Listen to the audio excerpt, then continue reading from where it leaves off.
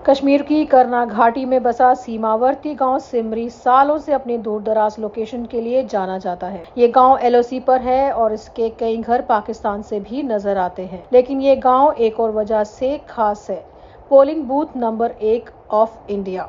ये इस बात का सबूत है कि इंडिया का लोकतंत्र हर कोने तक पहुंचता है। अब तक यहाँ बिजली की बड़ी दिक्कत थी। अनियमित सप्लाई की वजह से लोग केरोसिन लैंप और लकड़ी पर निर्भर रहते थे। बच्चे कम रोशनी में पढ़ते थे और हर पावर कट के साथ जिंदगी जैसे रुक जाती थी। मेरा नाम रिफ्ताज है, मैं सुमारी रहती हूँ, मैं फर्स्ट क्लास पढ़ती हूँ।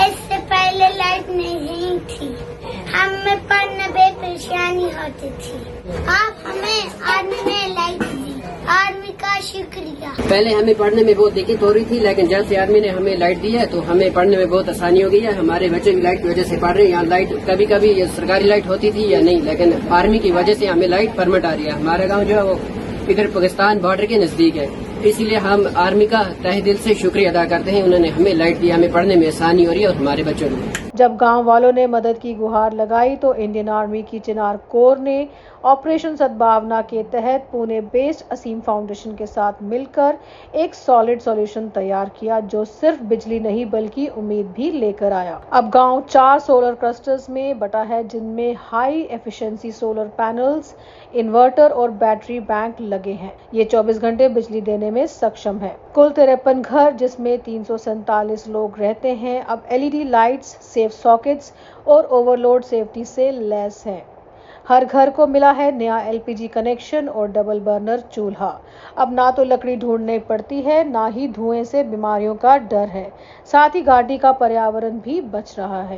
पहले हम चूल्हे पे खाना बनाते थे, अब आर्मी ने गैस दिए बनाते। बहुत आर्मी का शुक्रिया। पहले असं मिट्टी के चूल्हे ते मादा करदे खाना बनेंदे हुण असीं इस गैस मट्टी असों आर्मी सुन दी। आर्मी का बहुत बड़ा लख शुक्र, बहुत बहुत शुक्रिया अदा करते हैं। असों लाइट भी दी और मट्टी भी दी, गैस मट्टी। असं हुण शांति नाल हस्ते हाथ नहीं खराब होंदे, हस्ते बर्तन नहीं खराब होंदे।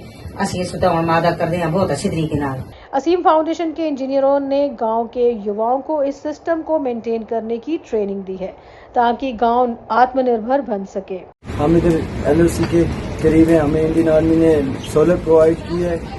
हम जब नमाज पढ़ते थे हमें तंगी होती थी, इसलिए आर्मी का दिल से शुक्रिया अदा करना चाहिए। ये पूरा प्रोजेक्ट डेडिकेटेड है शौर्य चक्र मरणोपरांत कर्नल संतोष महादिक को, जिन्होंने 17 नवंबर 2015 को कुपवाड़ा जिले में आतंकवादियों से लड़ते हुए बलिदान दिया। उनकी बहादुरी और कश्मीर के लोगों के लिए प्यार आज भी लोगों के दिल में जिंदा है। एक इमोशनल सेरेमनी में कर्नल महादिक की माता श्रीमती इंदिरा महादिक गांव पहुंचेंगी, जहां वो टंगदार ब्रिगेड कमांडर और कुपवाड़ा के डिप्टी कमिश्नर के साथ मिलकर सोलर सिस्टम का इनॉग्रेशन करेंगी। अब जब सिमरी के हर गांव से रोशनी बाहर आ रही है और हर चूल्हा बिना धुएं के जल रहा है, ये गांव एक सिंबल बन जाता है, एक ऐसा संदेश कि आर्मी सिर्फ बॉर्डर की रक्षा नहीं करती बल्कि उम्मीद भी देती है, और एक देश जो अपने पहले पोलिंग बूथ को हमेशा रोशन रखना चाहता है। लाइट भी अच्छी तरीके बल्दी है, फर्स्ट क्लास। पहले लाइट ना अच्छी लाइट भी आर्मी सुन दी। आर्मी का बहुत अच्छी शुक्र अदा करते हैं कि असों दी लाइट होना सो जल्दी है, फर्स्ट क्लास। पहले असं नेरे भी बेंदे हूँ बड़ा शांति हो गई, लाइट दी भी और मट्टी दी भी, चूल्हे दी भी। कर्नल महादिक की विरासत अब हर जलते लैंप, हर गर्म खाने और हर वोट में जिंदा है, सिमरी की इस नई रोशनी में।